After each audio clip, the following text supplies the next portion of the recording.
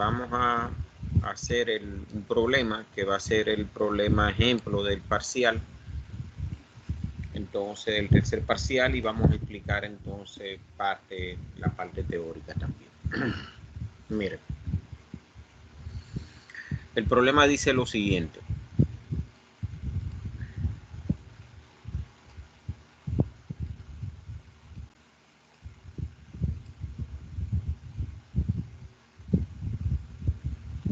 Dice, diseñe el eje mostrado en las figuras 12.1 y 12.2. Son estas dos figuras. Se va a maquinar en acero IC 1144 o QT. Eso es un tratamiento térmico. Eso es enfriado en aceite. Entonces, a una temperatura de 1000 grados. El eje es parte de una transmisión para un sistema superador grande que suministra aire a un horno. El engrane A, o sea, este engrane recto, recibe 200 HP de quién? De un engrane P que está acá, de este piñón que está acá. El engrane C entrega al engrane Q, que es este que está acá, realmente esa potencia. El eje gira ¿a cuánto? A 600 RPM. Lo primero que debemos de ver es que yo tengo entonces, tengo un eje y sobre ese eje yo estoy montando ¿qué? Engranes. Esos engranes son rectos. Fíjense, yo tengo engranes rectos, 20 pulgadas de diámetro y los dientes tienen un ángulo de presión de 20 grados. Fíjense que son dos engranes rectos. Entonces, ¿qué pasa? En los puntos, eso lo tengo en los engranes rectos, los tengo en los puntos A y punto C. En los puntos B y en los puntos D tengo ¿qué? Tengo realmente los rodamientos. O sea, tengo cojinetes. Entonces, la distancia que yo tengo entre el engrane ya está dimensionado, entre el engrane A y el rodamiento o el cojinete en B es de ¿cuánto? Es de 10 pulgadas. Entre el cojinete en B y el engrane en C tengo 15 y entre el engrane C tengo y el D y el cojinete en D tengo 10 pulgadas. Fíjense algo, el engrane P gira en sentido horario, lo están viendo, gira en sentido horario. Entonces, ¿qué determinamos de acá? Que yo tengo un eje, ese eje recibe una potencia. ¿Quién le entrega esa potencia al eje? Se le entrega, A se le entrega, y esa potencia que recibe A la recibe entonces de quién, de P. Pero C, entonces, como está montado en el eje, entonces C tiene esa potencia, recibe esa potencia también y la entrega entonces a quién, al engrane Q. O sea, entra potencia y sale potencia, siempre. Debe entrar potencia y salir. La potencia que tiene un eje tiene que salir. Sale por los elementos de transmisión de potencia. Si yo tuviera más elementos de transmisión de potencia, sacara los 200 que estoy entrando, lo sacara entonces, si tuviera con 2, lo sacara entonces entre esos dos elementos de transmisión de potencia. O sea, pero siempre entra potencia y sale potencia. Aquí está entrando potencia por el engrane A y está saliendo la potencia por el engrane C. Bien. Hasta ahí estamos claros con el problema. Sí, maestro. Bien, vamos entonces a ver. Fíjense que ya me están diciendo el engrane A. Fíjense que yo tengo acá, me están diciendo que tengo unos chaflanes R1. Fíjense, tengo en R1 tengo unos chaflanes redondeados, R1. Eso lo tengo también en R2, son chaflanes, y en R4, que son estos chaflanes. Tengo cuñeros de perfil en A y en C. Fíjense, tengo cuñeros de perfil en A y en C. Entonces tengo chaflanes agudos, tengo en R3, acá en R3, y tengo en R5. R5, que es ¿Dónde tengo el R5? Tengo el R5 acá. Fíjense, tengo R5 acá. Aquí está montado el cojinete, aquí está montado el cojinete realmente. Entonces, o sea, en B y en D están montados los cojinetes. Entonces, aquí tengo realmente una ranura. Esa ranura realmente es para un anillo de retención. Entonces, ¿qué es lo que me están pidiendo en el problema? Que diseñemos realmente esos diámetros. ¿Cuáles son esos diámetros? El D1, el D2, el D3, el D4 y el D5 y el D6. O sea, ¿cómo nosotros diseñamos entonces esos engranes? Entonces, vamos a ver entonces lo que nosotros hacemos. Fíjense, yo tengo mis datos, tengo una potencia que entra por A, que es PA 200 HP. Entonces, P, o sea, que tiene la potencia, que entrega la potencia, rota en sentido horario. La velocidad de rotación realmente es ¿cuánto? Es 600 RPM. Esa es la velocidad de rotación que yo tengo. Entonces, tengo en C, yo entrego esa potencia de 200 HP. El acero es un acero IC 1144 OQT 1000. Entonces tengo el diámetro del engrane en A es 20 pulgadas. El diámetro del engrane C es 20 pulgadas. Perfecto. Miren. ¿Qué pasa? ¿A quién es que yo tengo que diseñar en el problema? ¿A quién es que tengo que diseñar?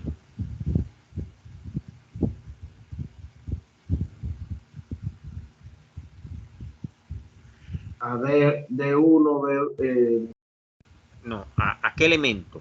¿A qué elemento es que tengo que diseñar? ¿Qué es lo que yo tengo que diseñar? Tengo el eje. Yo tengo que diseñar el eje. El eje es lo que yo tengo que diseñar. Esa parte gris es el eje, lo que yo tengo que diseñar. O sea, yo tengo que maquinar eso, o sea, y lo maquino en función de quién, en función de un diseño. Entonces, que eso es lo que vamos a aprender acá. Bien.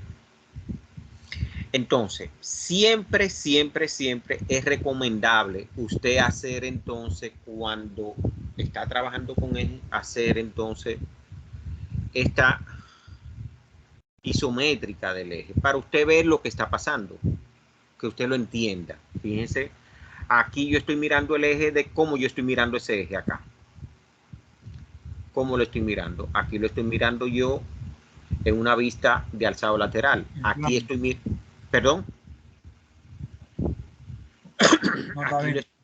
Aquí lo estoy mirando entonces yo realmente en una vista de alzado frontal acá. Aquí lo estoy mirando ya visto esta isométrica que yo tengo acá. Entonces fíjense que me permite a mí entender lo que está pasando. Fíjense que aquí yo he dibujado la rueda A. Entonces aquí tengo, fíjense, tengo la rueda P. Entonces tengo quiénes son estos elementos que están acá. Son los cojinetes en B, tengo los cojinetes en C. Tengo, fíjense, en D, perdón. Tengo entonces la rueda C y tengo entonces la rueda Q. O sea, estas ruedas que yo tengo acá son ¿qué? Son engranes. Esas ruedas pueden ser ¿qué? Esas ruedas pueden ser catarinas. Esas ruedas pueden ser, ¿qué otro elemento pueden ser? Pueden ser poleas. Poleas. Porque yo tengo tres elementos que transmiten potencia. Son los engranes, son las poleas, perdón, las correas y son las cadenas. Entonces, el engrane no lo monto sobre nada. Engrane se acopla con otro engrane. Pero las correas se montan sobre ¿quién? Sobre las poleas. Las cadenas se montan sobre las catarinas. Perfecto. Entonces, pero aquí en este caso no vamos a trabajar con ningún otro elemento de transmisión de potencia, sino con solamente engranes rectos. Bien. Entonces, ¿qué pasa? Fíjense que ya yo tengo una visión del problema. Yo lo que tengo que diseñar este eje. Entonces, otra regla.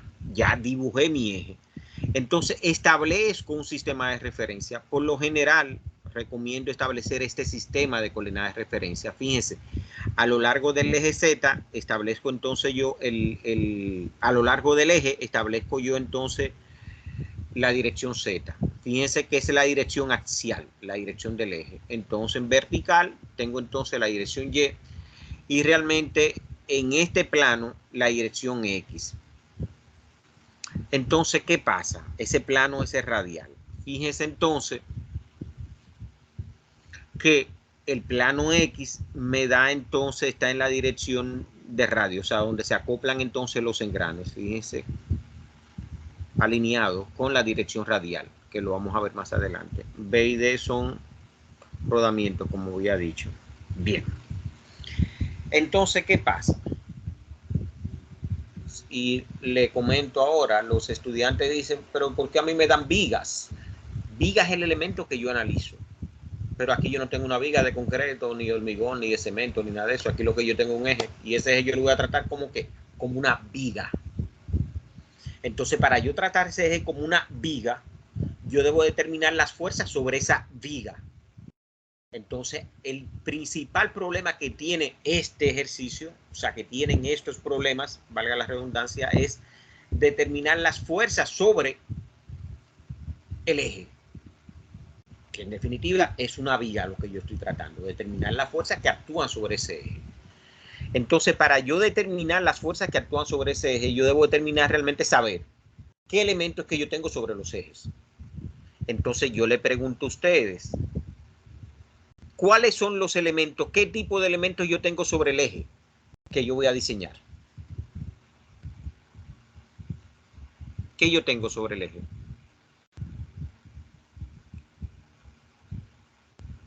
Engranes y cojinetes. Engranes y cojinetes. Es lo que yo tengo sobre ese eje. Engranes y cojinetes. Yo tengo un engrane en A, tengo un cojinete en B, tengo un engrane en C y tengo un cojinete en D. Perfecto, muy bien. Entonces yo voy a determinar las fuerzas sobre esos engranes. Entonces, ¿qué pasa? Para no complicarnos, yo solamente voy a explicar acá las fuerzas sobre los engranes rectos. Fíjense, cuando yo tengo engranes rectos, cuando tengo fuerza sobre engranes rectos, yo tengo entonces dos efectos. Tengo que evaluar dos efectos. Un efecto de acción y un efecto de reacción. Efecto de acción y efecto de reacción. Fíjense, tengo un efecto de acción y tengo un efecto de reacción.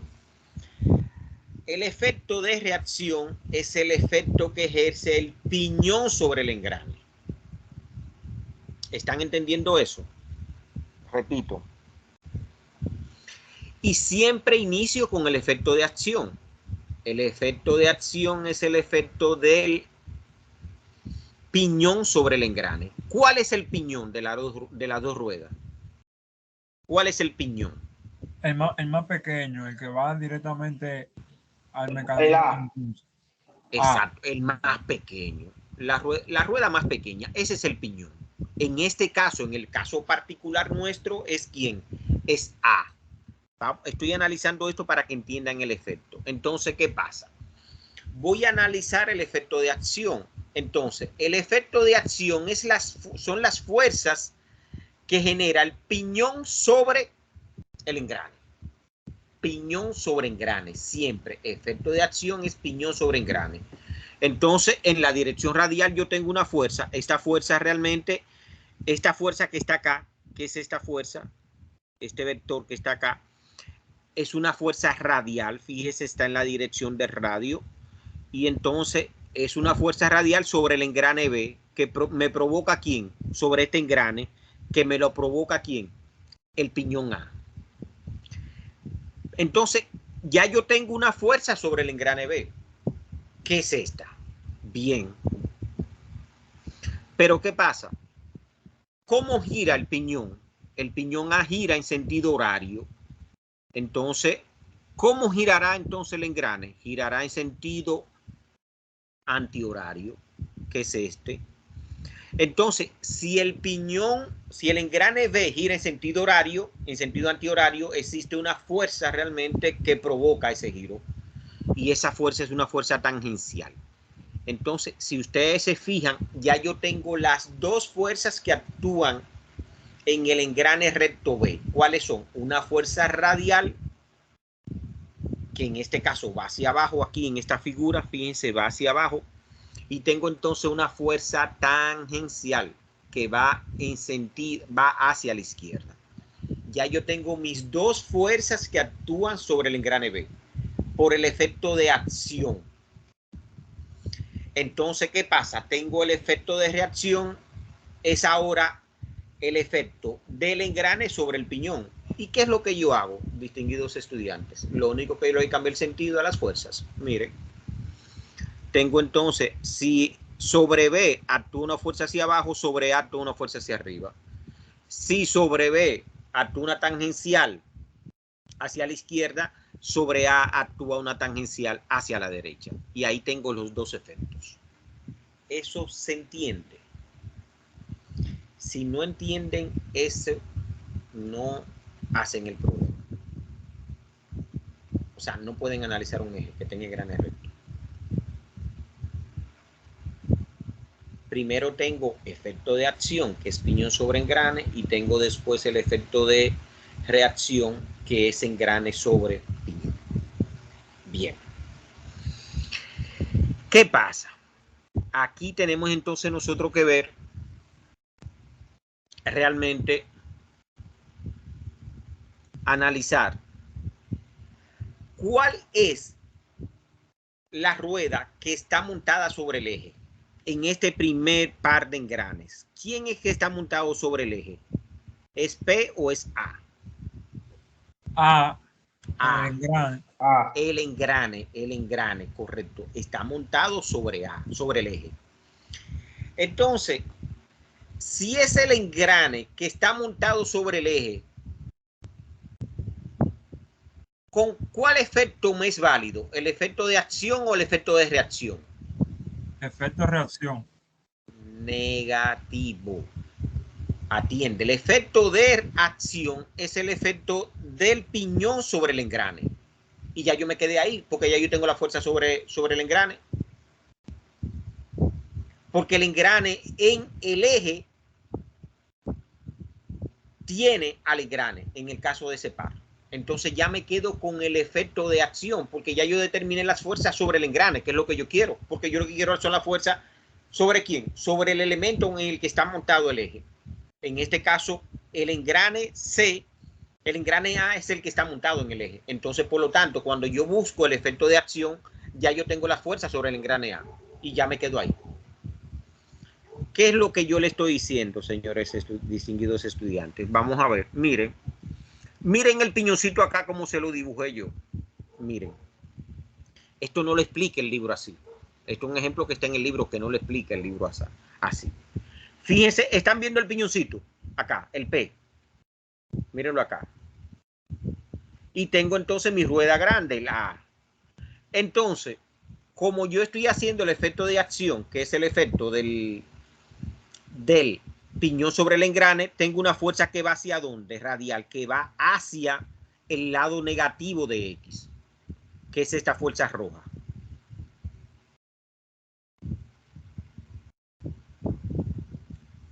Entonces, ¿qué pasa? Como el piñón gira en sentido horario, entonces yo tengo entonces una fuerza realmente un giro en antihorario. Y ese giro antihorario, para que A gire antihorario, tiene que haber entonces una fuerza tangencial hacia abajo. Mírenla acá. Y entonces ya tengo mis dos fuerzas sobre A. ¿Cuáles son esas fuerzas? La fuerza tangencial sobre A y la fuerza radial sobre A. Fíjense que en rojo puse, rojo, fuerzas de acción, piñón, engrane. Y ya yo lo que quiero son las fuerzas sobre el engrane, que es el que está montado en el eje, en el caso de la unión PA. Y ya me quedo ahí. Tengo sobre A, actúan la fuerza WTA y WRA. WRA está en el plano en esa tercera dimensión que yo tengo, que es lo que nosotros llamamos Z, pero aquí yo le llamé X. Entonces, perfecto. Ya analicé entonces el par engranado PA. Voy a analizar ahora el par engranado CQ. Vamos a ver. ¿Quién es que está montado ahora en el eje? El piñón. El piñón, correcto. El piñón, que es el que está montado sobre el eje. Entonces, la regla dice, el primer efecto que tengo que analizar yo es el efecto piñón engrane. O sea, yo voy a analizar el efecto de quién, del piñón C sobre el engrane Q. Pero a mí no me interesan las fuerzas sobre Q. A mí me interesan las fuerzas sobre quién, sobre C. Porque C es el engrane que está montado en el eje. Entonces, ¿qué hago? Fíjense, hago lo mismo. Tengo entonces, vamos a ver. Acá, ¿qué tengo? ¿Cómo girará C? Girará en el sentido que tiene A. ¿Cuál es el sentido que tiene A? En sentido antihorario. Por lo tanto, entonces Q girará en sentido horario. Si Q gira en sentido horario, entonces tengo una fuerza tangencial hacia arriba. Y tengo entonces el efecto de ¿quién? El efecto del piñón C sobre el engrane Q hacia el lado negativo de X. Y entonces ya tengo los efectos de acción, que son los rojos. Pero a mí no me interesan los efectos de acción rojos, porque los efectos de acción rojo están montados, son para Q. A mí me interesa la fuerza sobre C. Entonces me devuelvo. Tengo entonces sobre C una fuerza de reacción que va en sentido contrario. Fíjense, va entonces en el sentido positivo de X y tengo una tangencial entonces que va en el sentido negativo de C. Entonces tengo WRC y WTC. Entonces, WRC y WTC son fuerzas de reacción. Y son las que yo quiero en ese caso. Entonces ya yo tengo mis 4 fuerzas que yo tengo sobre, que son las fuerzas dinámicas que yo tengo entonces, que actúan sobre quién, sobre ese eje. Preguntas hasta ahí.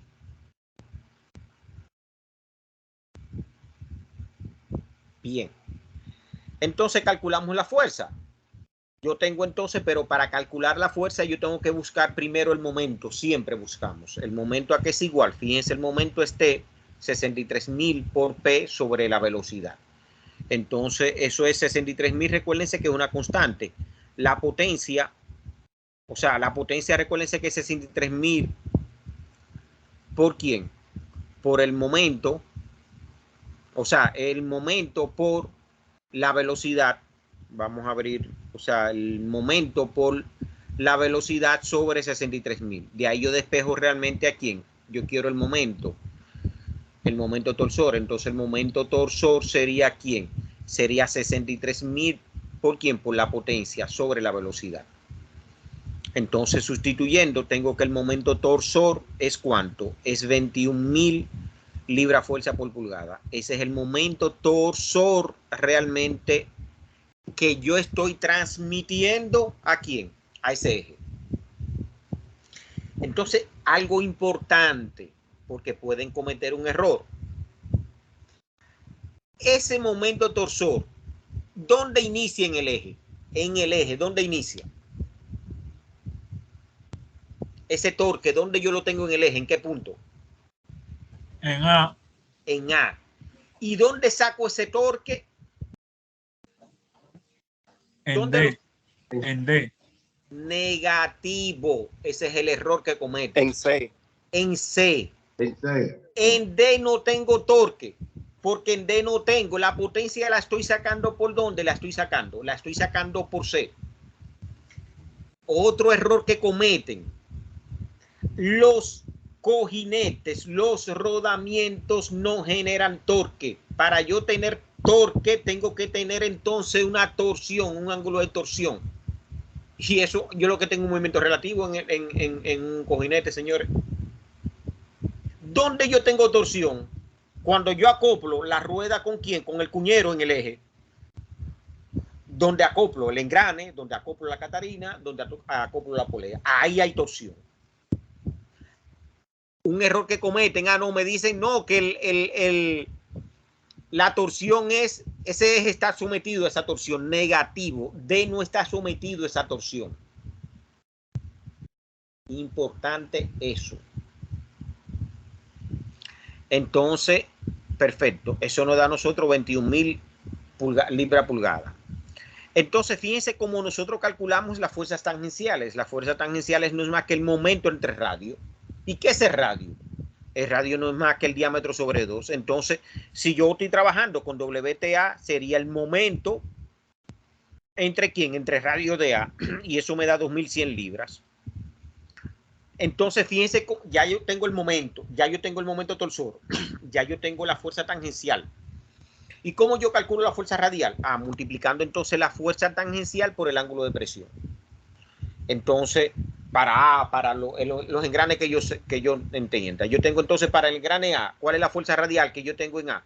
Sería WTA, ¿por quién? Por la tangente de 20 grados, que es el ángulo de presión. Eso me da 764. Entonces voy a calcular a WTC. Sería entonces T, como en C yo tengo torsión, fíjense, en C tengo torsión, sería entonces WT el momento entre el radio en C. Y eso me da entonces 4.200. Y entonces WRC sería WTC por la tangente del ángulo de presión, me da 1.528. Entonces fíjense que ya yo tengo entonces todas mis fuerzas ya que actúan sobre el eje. Las fuerzas que actúan sobre el engrane A y las fuerzas que actúan sobre el engrane C. Entonces, ¿qué pasa? Vamos a ver. Esas fuerzas, ¿en cuántas dimensiones están? ¿En cuántos ejes están las fuerzas que nosotros hemos obtenido? WT y WR. ¿Están en la misma dirección? No, están en direcciones diferentes. Una en el eje Y y otra en el eje X. Entonces, ¿qué hacemos nosotros? El eje Y es la dirección tangencial. El eje R es la dirección X, o sea, la radial. El eje X es la dirección radial. Entonces, yo así elaboro entonces dos diagramas. Digo acá, diagrama eje X radial, diagrama Y tangencial. Y aplico entonces SolidWorks. Se supone que a este nivel usted sabe SolidWorks. Entonces, ¿qué es lo que hice? Fue, agarré entonces, fíjense, tengo mis fuerzas. ¿Qué yo tengo? WTA, ¿cómo va? Hacia abajo. Mírenla acá. Que la radial. Como estoy radial, entonces va hacia abajo. Fíjense cómo no la voy a representar en ese plano. ¿Por qué representé la radial hacia abajo? ¿Quién me dice? Acá. ¿Por qué la representé hacia abajo? ¿Quién me dice? ¿Quién se anima? Mirando esto. Porque va en el sentido negativo de X. Entonces una fuerza negativa y yo estoy, la fuerza que yo conozco para no tener nada son verticales. Entonces ya, en vez de yo poner entonces la vertical hacia arriba, la coloco entonces hacia abajo porque es negativa. Miren. Bien. Y entonces paso ahora a quién, a la radial que tengo en C. La radial que tengo en C, ¿cómo es? Positiva. Entonces, porque va en el sentido positivo de X, entonces pongo aquí una radial positiva. Esa es WRC y esta es WRA. Me voy entonces a la tangencial que están en Y. Fíjense la tangencial que están en Y. ¿Qué pasa? Tengo una negativa que va hacia en A. Mírenla acá. Y tengo entonces la otra negativa que va entonces realmente en C. Entonces las dos son negativas. ¿Y qué hago, señores? Esas fuerzas, ya yo tengo cuáles son esas fuerzas. Yo tengo aquí esas WRA, aquí tengo WRC, aquí tengo WTA, aquí tengo WTC. Y eso, señores, en SolidWorks genero entonces los diagramas. ¿De qué? De fuerza cortante y de momento flector. Señores, ¿hasta ahí hay alguna pregunta?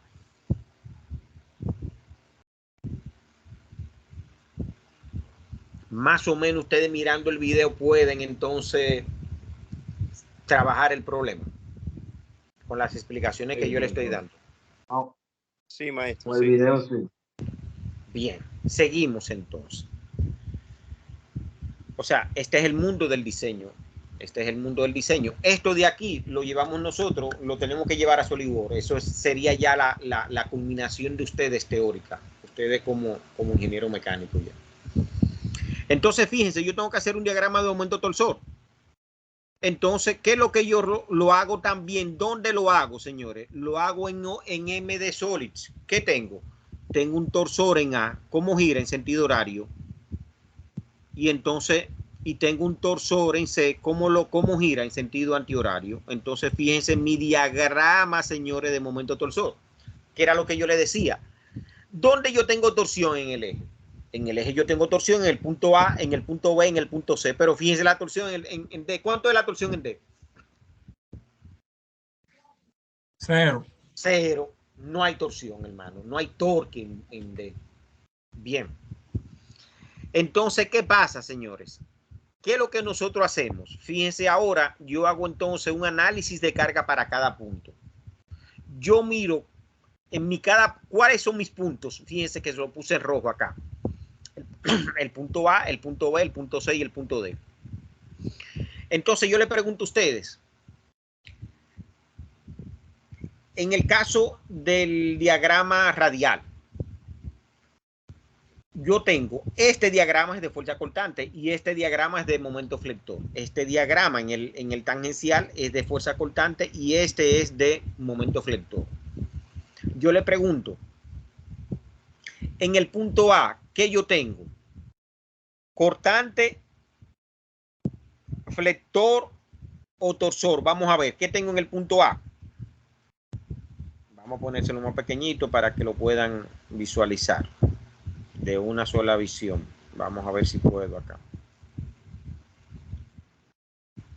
Con el diagrama.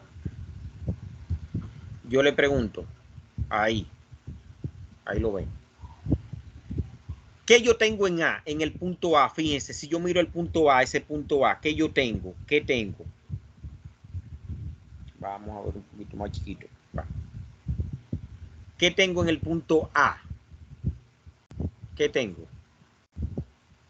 En el punto A tengo cortante, no tengo flector, fíjense que el flector es 0. ¿Y qué tengo? Tengo torsión.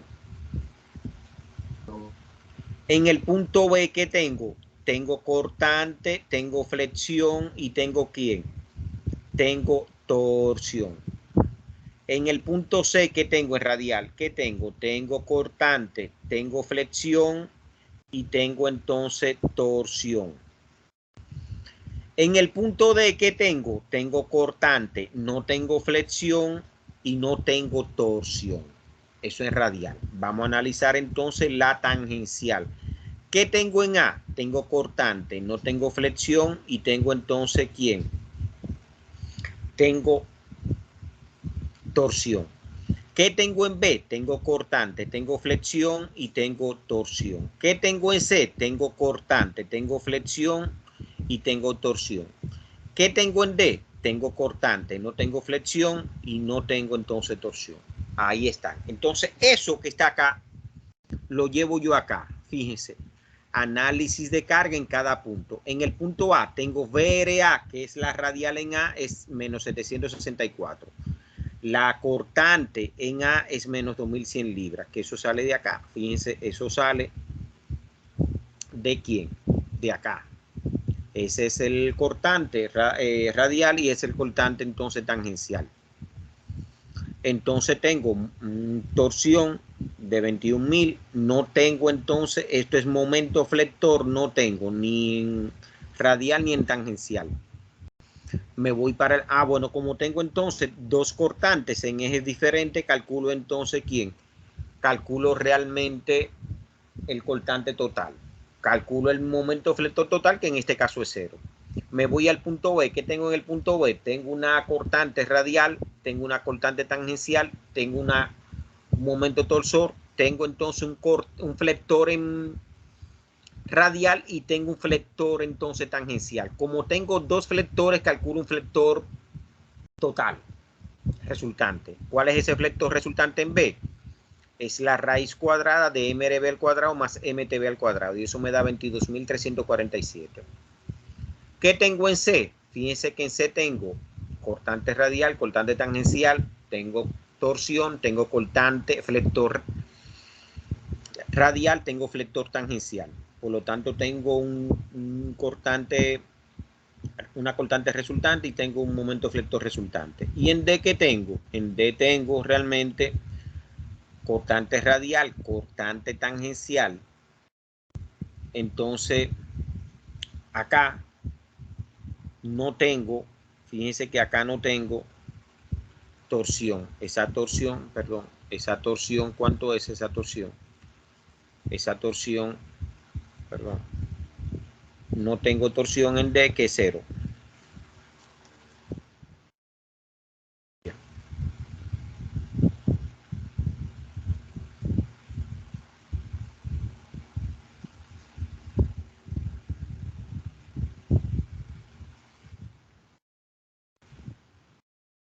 Tengo 0. Perdón, acá no es, esto es en D. Es acá. Pero, bien. Entonces ya tengo todas mis fuerzas, ya le he analizado en cada punto lo que tengo, o sea, todas las cargas. Tengo quién, tengo los cortantes, tengo los flectores y tengo los torsores, ya en cada punto. ¿Qué trabajamos después? Trabajamos, señores, realmente con quién, con las propiedades del acero que me están dando. ¿Qué vemos nosotros? Fíjense, le están dando a ustedes un acero AISI 1144 OQT 100. ¿Qué significa AISI? AISI es el Instituto Estadounidense del Hierro y el Acero. O sea, es el instituto que analiza, que estudia aquí en el hierro y el acero en Estados Unidos. ¿Qué significa 11? 11 significa acero de corte libre. ¿Dónde yo veo eso? En esta tabla. Tabla 2.3, realmente, fíjense, el código 11 significa acero de corte. Resulfurado, es decir, su contenido de azufre por lo general es 0.10. ¿Y qué significa el contenido de azufre? Significa entonces que eso puede mejorar la maquinabilidad. O sea, me mejora la maquinabilidad. Entonces, ¿qué significa el 44? El 44 significa el porcentaje de carbono que tiene entonces ese acero. Es un 0.44% de carbono. Ya tengo entonces, ya sé lo que es AISI 1144. Voy a ver entonces lo que es OQT. ¿Qué significa eso? AISI OQT indica que ese material se sometió realmente a inmersión en aceite. Inmersión en aceite. Yo caliento en frío, entonces, y templo, o sea, a como templo, a 1000 grados. Esto es 1000 grados Fahrenheit. Entonces, ¿qué es lo que son? Esto es un tratamiento térmico. ¿Cuáles son los tratamientos térmicos? Vengo acá, figura 2.12. Fíjense que yo tengo un recocido total. ¿Qué es esto? Esto es calentar y enfriar. Es un tratamiento térmico. Entonces, fíjense, en un recocido que yo tengo, caliento por encima de la temperatura, ¿qué? De la temperatura crítica superior. En frío, tengo un enfriamiento lento y entonces eso es ya un recocido. Tengo un recocido para aliviar esfuerzos, realmente no llego a la temperatura crítica inferior. Entonces, ¿y qué? Y enfrío, ¿a cómo enfrío entonces? A la temperatura ambiente, hasta llegar a la temperatura ambiente. Fíjense que es RT. Entonces, esto es un normalizado. Fíjense entonces, tengo entonces caliento. Aquí, ¿qué hago? Fíjense que en el normalizado realmente yo tengo entonces un enfriamiento que no es tan lento como este acá. Fíjense, sino es más rápido. Y aquí fíjense entonces lo que pasa con la inmersión y el templado. ¿Y eso es para qué? endurecimiento, endurecer. ¿Qué hago? Caliento. ¿Por encima de quién? Por encima de la temperatura crítica superior. Enfrío, fíjense que enfrío rápidamente. O sea, fíjense cómo es el enfriamiento en inmersión. De una vez. Y entonces, y vuelvo otra vez a calentar. Y aquí doy entonces una temperatura de revenido, lo que le llaman temperatura de revenido. Y entonces, ¿qué es esto? Y después entonces enfrío. Lento hasta llegar a la temperatura ambiente. Ese tratamiento que yo le he hecho a este acero que yo tengo, que es el OQT 1000, entonces es ¿quién? Es la inmersión y templado. ¿Y por qué lo hago? Para endurecimiento directo. Esos son ya los 4 tratamientos térmicos que ustedes han visto vieron en ciencia de los materiales o algo así, o metalurgia física. Bien. Pero aquí lo vemos porque esto me dice algo. Entonces ya ese es el acero que yo tengo, pero a mí no me interesa saber eso. A mí lo que me interesa son las propiedades mecánicas que tiene ese acero. Entonces, ¿qué vengo? Vengo entonces, me voy al apéndice de su libro, figura, voy a ponerlo más grande, ya. Tengo entonces la figura A4, 2, página A9, y entonces veo mi acero, el que yo tengo. Fíjense que el acero que yo tengo, IC 1144. Entonces yo voy a determinarle ahí 2 propiedades, 3 propiedades. ¿Cuáles son esas propiedades? La elongación, el límite de fluencia y el límite y la tensión máxima, que es SU. Entonces, ¿cómo lo trabajo esta gráfica? Entrando con la temperatura de 1000, porque el tratamiento térmico que yo tengo es 1000. Corto la curva de elongación, que es esta, corto la curva de fluencia, que es esta, y corto la curva de SU, de tensión, resistencia a la tensión. Fíjense entonces que la elongación me da cerca de 20%. El límite de fluencia me da acá, fíjense, si ustedes se fijan, me da cerca de 80, porque esto es 90 y esto es 100, 1000. O sea, 80 kilos PSI. Y tengo entonces la resistencia a la tensión SU, que me da 118 kilos PSI. Entonces ahí tengo los parámetros que yo necesito. Necesito siempre el SY, necesito siempre el SU. Y entonces, ¿y por qué calculé entonces, determiné la elongación? Para saber realmente el grado de ductilidad que tiene ese acero. Entonces, fíjense, ese acero tiene 20% de elongación. Entonces, eso significa que un material dúctil, una elongación más, si la elongación me da mayor de un 12%, significa que yo tengo un material dúctil realmente. Y eso me permite entonces, recuérdense entonces, una característica que tienen los materiales dúctiles es lo pronunciado del diagrama esfuerzo deformación. Bien, ya determiné entonces a SY y a SU. Entonces, ¿qué hacemos nosotros? Determino la resistencia a la fatiga, SN. Me voy a la figura 5.8, página 175. Entonces, ¿con quién entro yo? Entro realmente con quién? Con SU, fíjense, con SU. ¿Y con qué tipo? Con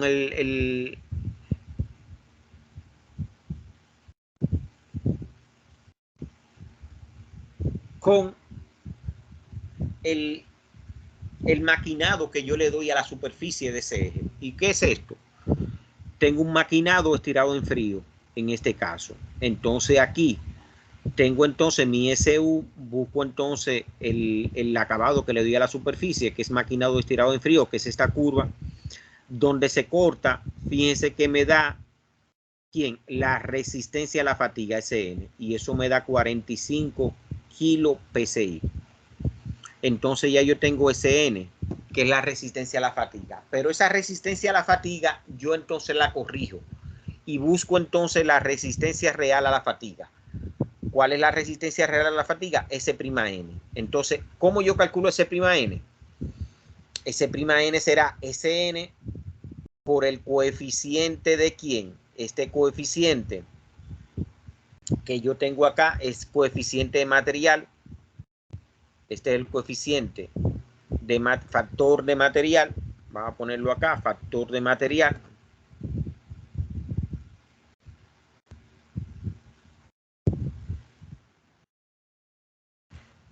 Factor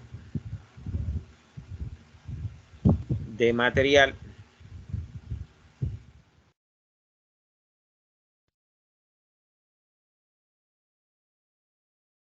me dice el factor de material? Voy a la página 174. ¿Y qué tengo en la página 174? Esto que está acá, fíjense. Si tengo acero forzado, utilizo CM1. Si tengo acero colado, 0.8. Si tengo acero pulverizado, 0.7. Si tengo hierro colado, maleable, 0.8. Y así sucesivamente. Como tengo acero, entonces el CM siempre es 1. Fíjense, acero, el CM es 1. Entonces tengo el CST. ¿Quién es CST? Factor tipo de esfuerzo. Página 74. Vengo acá. Si tengo esfuerzo flexionante, realmente tengo entonces 1.0. Si el eje está sometido a flexión, entonces el CST es 1.0. Como mi eje está sometido a flexión, fíjense, mi eje está sometido a flexión. Mi eje está sometido a flexión, entonces ¿qué tengo? Tengo que el CST es ¿cuánto? Es 1.0. Después tengo el factor de confiabilidad. El factor de confiabilidad realmente es ¿quién? Ese factor de confiabilidad es, lo tengo yo en la página.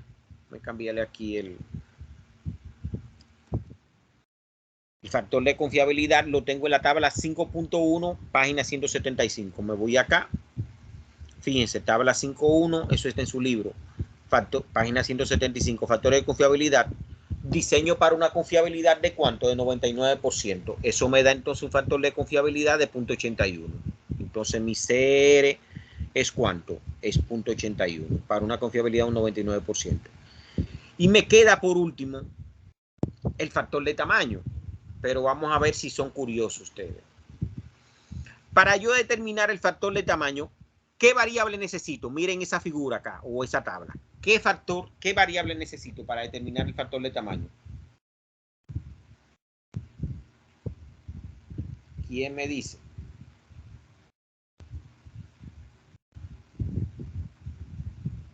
El diámetro. El diámetro. ¿Y qué es lo que yo ando buscando en el diseño? El diámetro. Mierda, pero entonces tengo una encrucijada. Hay algunos autores que establecen, por ejemplo, un factor de tamaño de 0.8, 0.85. Entonces, yo digo, tengo que tener una referencia. Entonces, ¿qué planteo yo? Lo que planteo es lo siguiente. Digo esto. Atiendan.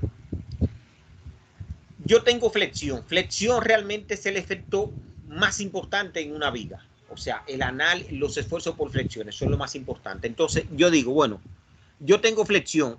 Considero la flexión máxima que yo tengo en esa viga, que es 22.000. El momento flector máximo es 22.347.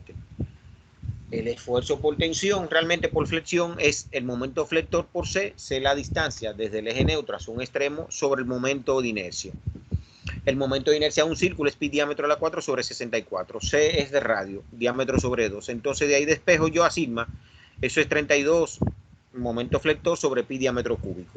Si yo asumo que no me voy a pasar del límite de fluencia, que sigma es el límite admisible y es el límite de fluencia, de ahí yo despejo un diámetro. O sea, suponiendo que ese eje solamente me soporta la flexión.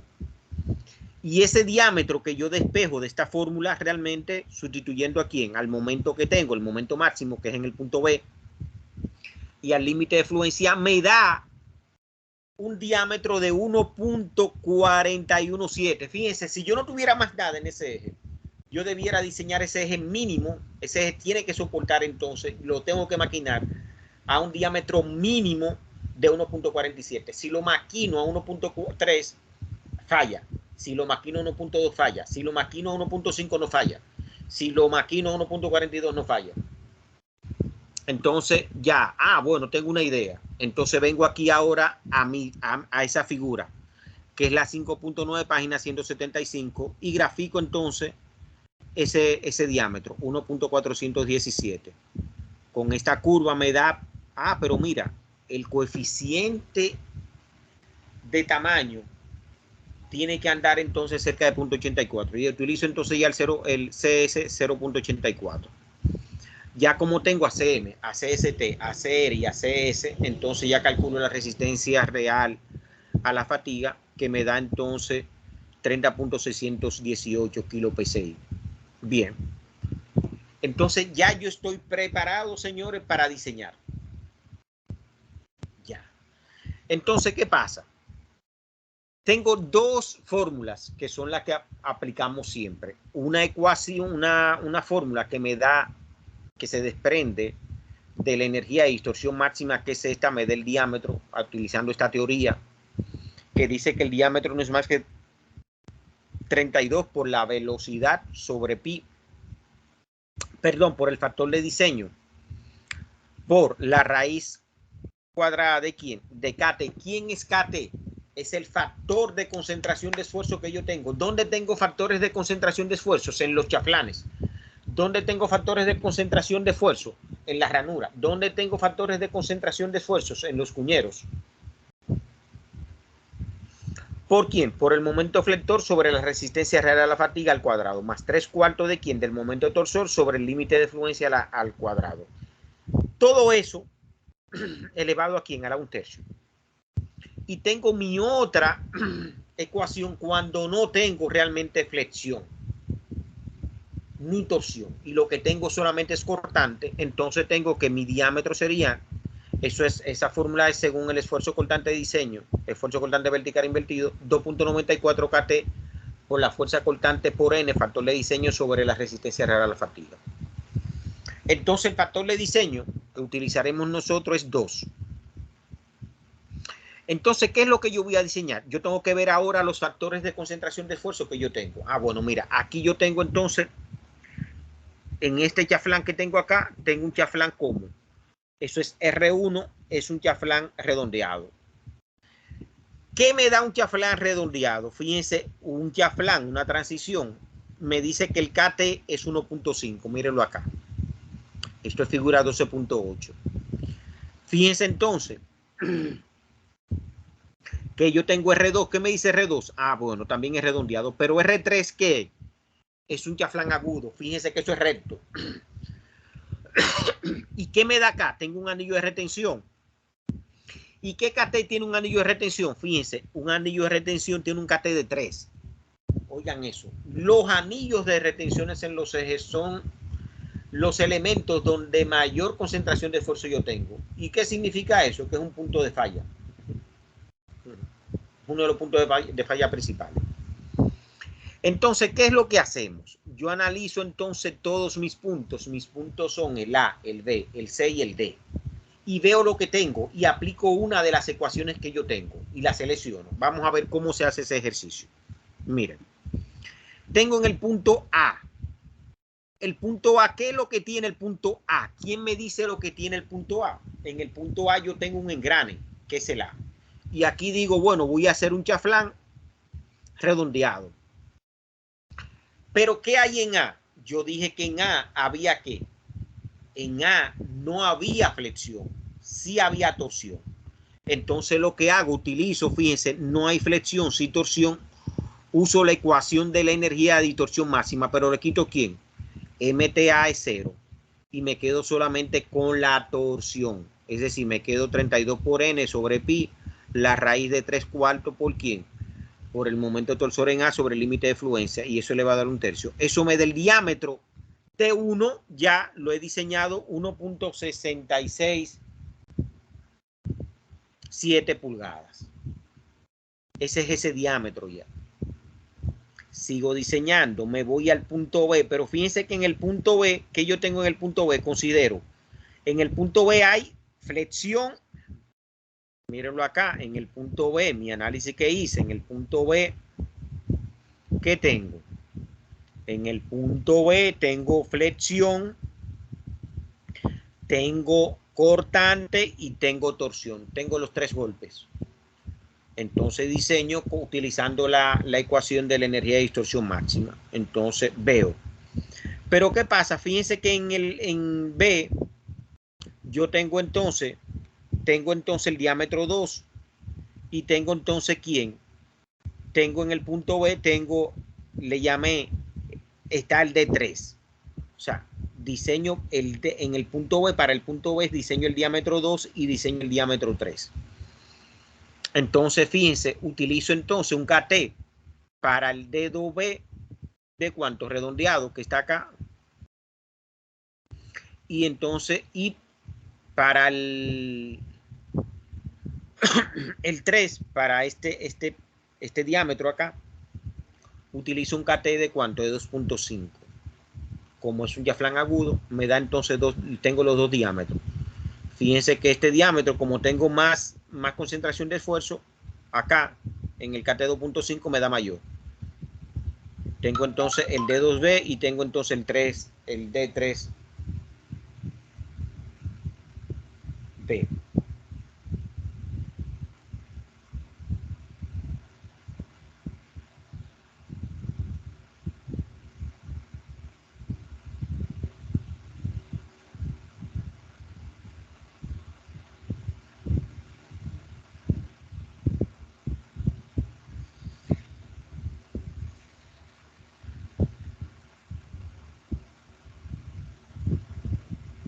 Entonces, ya tengo, fíjense que tengo 3 diámetros. Tengo el D1, tengo el D2 y tengo el D3. Me voy entonces ahora al punto C.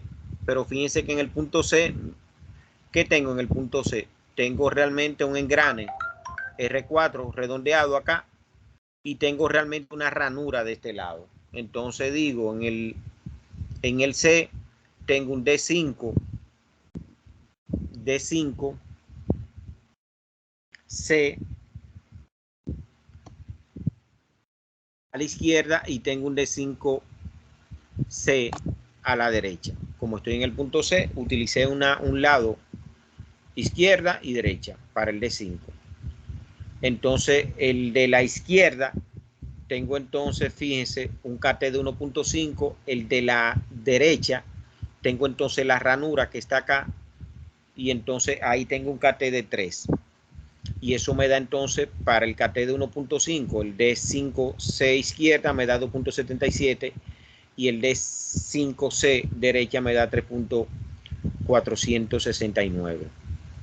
Pero si ustedes son curiosos, ¿qué diámetro me está faltando? Todavía. El 4. El 4.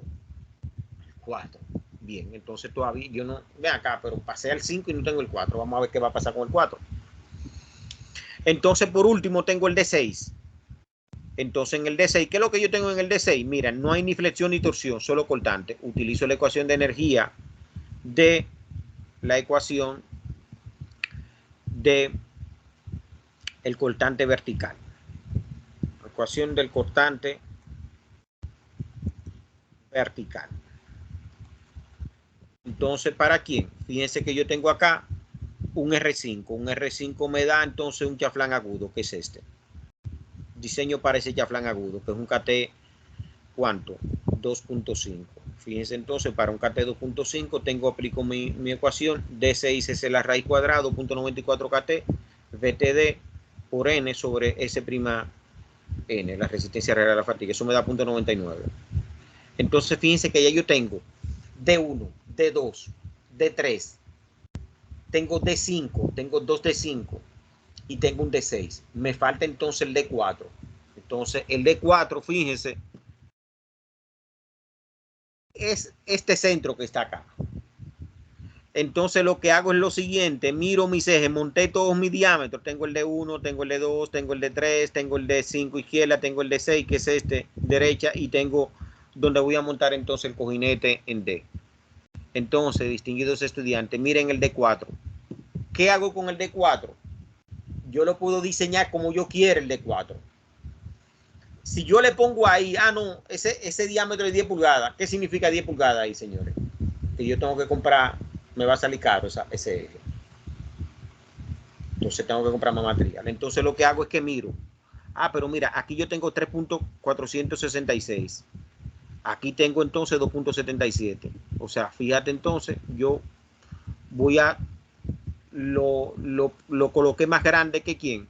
Más grande que realmente que este valor que tengo acá. Entonces, ¿por qué lo hago así? Porque si no lo hago así, ¿qué pasa entonces con el cojinete que tengo en B? Si no lo hago más grande. O sea, se desliza. Se desliza, correcto. Se desliza. Se desliza. Entonces, fíjate que yo ya Y recuérdense siempre, esos diámetros que yo tengo son los diámetros mínimos de diseño. Si yo fuera a diseñar entonces, realmente, en el punto crítico, donde tengo el punto crítico, ¿cuál es el punto crítico? El punto crítico es B. ¿Por qué es B? Fíjense en B, porque yo tengo el momento flector más elevado.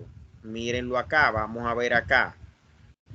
En B, yo tengo realmente el momento flector más elevado. Fíjense cuánto es. Tengo aquí 21.000 el flector, más este que tengo de este lado. Y eso es lo que me sale 23.000. Entonces ahí el punto crítico es B. Si yo diseño el eje solamente con un diámetro en B, ¿cuál sería el valor que yo tomara? Si yo le digo a ustedes, diseñenme entonces con el punto crítico, me voy a B y entonces, ¿cuánto me dio B?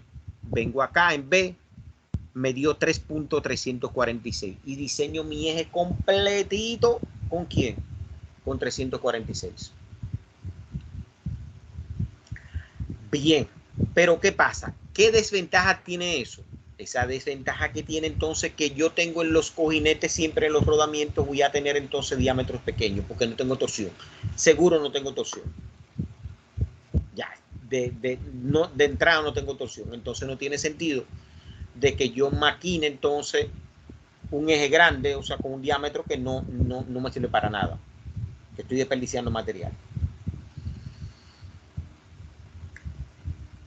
Entonces, por eso es importante tú realmente tomar en cuenta el escalonamiento en los ejes, porque tú ahí estás realmente ahorrándote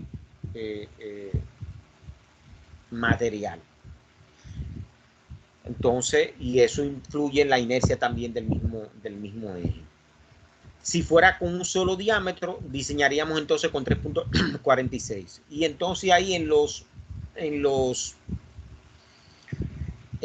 donde yo voy a colocar los rodamientos, entonces ahí tengo que ver entonces cuál sería el diámetro mínimo aceptable. Entonces, y ahí voy con los rodamientos. ¿Qué pasa? Donde yo tengo rodamiento, tengo en B y tengo en D. Pero fíjense, en B yo tengo entonces el mínimo que tengo en B, por ejemplo, es 2.83. ¿Qué pasa, pulgada? Y en D tengo 0.99. Pero realmente yo no maquino ni a 0.99 ni realmente, perdón, ni a 3. No maquino. ¿Por qué no maquino a esos valores? Yo tengo que ver realmente lo que yo encuentro en el mercado. Entonces, ¿cuál es el barreno que yo tengo?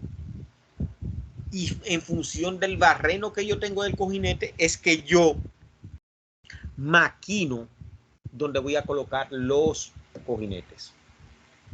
O sea, en definitiva, lo que le estoy diciendo, una cosa es lo que le da el diseño. La otra cosa es lo que te dice a ti que tú tienes unos rodamientos estándares que tienen un barreno estándar y entonces eso tú tienes que maquinar tu eje para que te quepa el cojinete. ¿Se entiende eso? Sí, man. Sí, profesor. Entonces, señores, hasta aquí la materia y hasta aquí el problema.